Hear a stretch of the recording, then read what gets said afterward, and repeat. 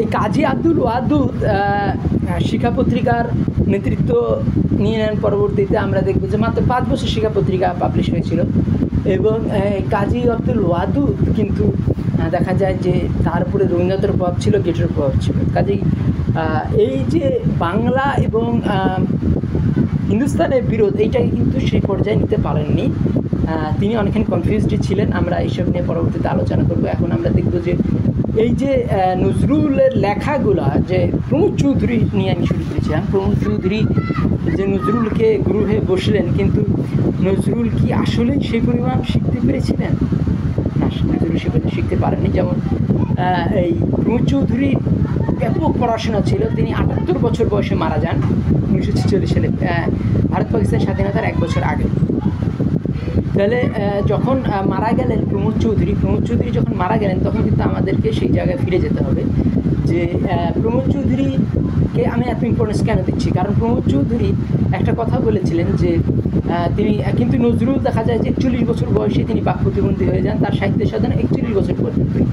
তার মানে নজরুল মাত্র 20 বছর সাহিত্য সাধনা করতে পেরেছেন, আর প্রায় প্রমোদ চৌধুরী প্রায় 55 থেকে 60 বছর পর্যন্ত সাহিত্য সাধনা করেছেন। কাজেই প্রমোদ চৌধুরীর বই পড়া অনেক বেশি ছিল। প্রমোদ চৌধুরী, মহিউদ্দিন মজুমদার এবং নজরুল তিনজনেরই ব্যাপক পড়াশোনা ছিল, কিন্তু নজরুল ইসলাম অতখানি পড়াশোনা করার সময় পাননি, দারিদ্র্যের কারণে বা বিভিন্ন কারণে তিনি পড়াশোনা করার সময় পাননি। ফলে প্রমোদ চৌধুরী যখন বলছেন যে বাংলা সাহিত্যে, শিক্ষা পত্রিকায় একটা লেখা দিয়েছিলেন প্রমোদ চৌধুরী, সেখানে তিনি বলছেন যে বাংলা সাহিত্যের বাঙালি মুসলমানের যে বাঙালি মুসলমানের হাত ধরেই বাংলায় শিরিন কলম এবং জেরিন কলম আসবে।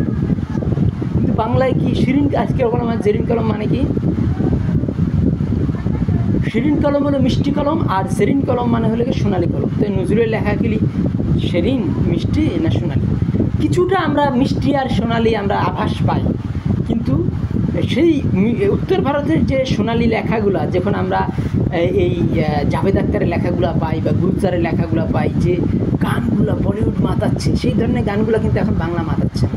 আয়ুব বাচ্চুর গানগুলো আপনি যদি শুনেন, যে সেনাপ্রধান জারু তুই দিদে আরও বেশি কাদালে উড়াল দেবো আকাশে, তো এইটা গানগুলো কিন্তু কষ্ট।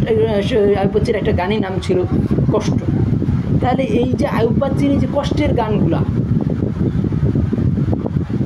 সেই কষ্টের গানগুলা কিন্তু রবীন্দ্র নজরুল প্রভাবিত। কিন্তু নজরুল কিন্তু ওই মানে অনেক ক্ষেত্রে রবীন্দ্রনাথকে অ্যাটাক করেছেন।